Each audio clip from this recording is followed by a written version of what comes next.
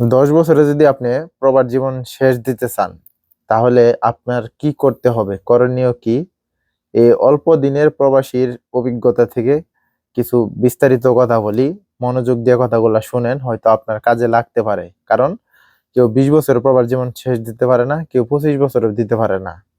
কারো জীবনের যৌবনটা শেষ করে দেয় এই প্রবাসে।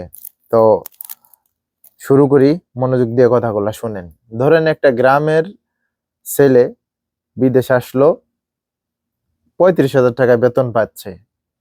কারণ মিডল ইস্টের বেতনগুলা মানে প্রায় 35,000 থেকে শুরু করে 50,000 টাকা পর্যন্ত। 60,000 টাকার উপরে তো যায়ই না। তো বাংলা টাকার হিসাব দিতেছি আর কি। তো ধরেন যে গড়ে পড়তায় সে 5 বছর কাজ করলো 35,000 টাকা বেতনে, ঘর বাড়ি করলো, ভাই বোনকে বিয়ে দিল, অথবা পড়াশোনা করাইলো, এবার সেবাই সে কিছু করতে পারলো না। সে শুধু 5 বছরে ঋণ পরিশোধ করলো, ভাই বোনদেরকে মানুষ করলো, একটা ঘর দিল নিজের জন্য বা ফ্যামিলির জন্য। তার টাকা শেষ, আর কোনো তার টাকা পয়সা নাই। এখন সে দেশে যায়। মানে 5 বছরের আগে সবাই দেশে যায় একবার। এই প্রবাসে যারাই আসুক, কেউ 5 বছরে, কেউ 4 বছরে, কেউ 3 বছরে, কম বেশি সবাই 5 বছরের ভিতরেই একবার দেশে যায়। তো এই যে আপনি দেশে গেলেন, 3 মাসের জন্য যান আর 4 মাসের জন্য যান, যাওয়ার পরে যে আবার আসলেন, এই যে আপনি আসার পরে আপনি অবশ্যই এই 35,000 টাকা বেতনে কাজ করবেন না। আপনাকে বেতন অবশ্যই বাড়াতে হবে। হয়তো আপনি পার্ট টাইম করেন, আর যে কোম্পানিতে ছিলেন হয়তো বা কিছু টাকা যেভাবেই হোক এদিক সেদিক করে আপনি ইনকাম করতে পারবেন। শুধু স্যালারির আশায় আপনি জীবনে বসে থাকবেন না। এই 35,000 টাকা বেতনে যে 5 বছর বিদেশ করে, তার বেতন অন্তত 50 অথবা 45,000 টাকা। হ্যাঁ, অবশ্যই হবে আরকি, যদি সে ৫ বছর থাকে। কারণ এতটুক চালাক সে এই ৫ বছরের ভিতরে হয়ে যাইতে পারবো যে টাকা কিভাবে ইনকাম করতে হয়। তো এই যে আপনি 35,000 টাকা দিয়ে যে এতদিন সংসার চালাইছেন, অবশ্যই আ এই যে বেতন বাড়ছে 15,000 টাকা অথবা 10,000 টাকা বা যেভাবেই হোক আপনি ইনকাম করতেছেন, এই টাকাটা আপনাকে বাঁচাতে হবে।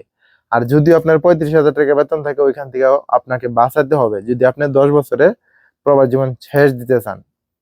কারণ পরিবারের জন্য অনেক করছেন। এখন আপনি এই যে এই ১০ বছরে যে ৫ বছরের পরে যে আপনি আবার ছুটি থেকে আসলেন, আপনার বেতনটা বাড়লো অথবা আপনার টাকা রাখতেছেন, সঞ্চয় করতেছেন ১০,০০০, ১৫,০০০ যেভাবেই হোক। যদি না করেন সেটা হচ্ছে অন্য কথা। করতে হবে আপনাকে যদি শেষ দিতে চান। এই টাকা দিয়া আপনার পরিকল্পনা করতে হবে এখানে বইসা, বইসা। যে আপনি দেশে যেয়ে কি করবেন? হয়তো এখান থেকে শুরু করতে পারেন যদি বিশ্বস্ত লোক থাকে। আর যদি বিশ্বস্ত লোক না থাকে, তাহলে আপনাকে বাংলাদেশে যেয়েই শুরু করতে হবে। এখন ধরেন আপনার ১০ বছর প্রবাস জীবন শেষ দিলেন। এখন আপনি দেশে যাচ্ছেন কোনো কিছু করার উদ্দেশ্যে। এখন দেশে গেলে দেখবেন যে সবাই আপনাকে তাদের মনের মতো আ বুদ্ধি পরামর্শ দিব। কেউ বলবো যে তুমি আ দোকান করো, কেউ বলবো যে তুমি খামার করো, কেউ বলবো যে তুমি ব্যবসা করো। এখন আপনি যদি তাদের কথাই সব দিক দিয়েই মনোযোগ দেন, তাহলে আপনার অল্প দিনেই পুঁজি শেষ হয়ে যাব। আপনার যেটা অভিজ্ঞতা, আপনার যেটা ভালো লাগে, আপনি সেটা করেন। আপনার যদি ব্যবসার প্রতি যদি কোনো আগ্রহী থাকে বা আপনি যদি ভালো বুঝেন, তাহলে ব্যবসা করেন।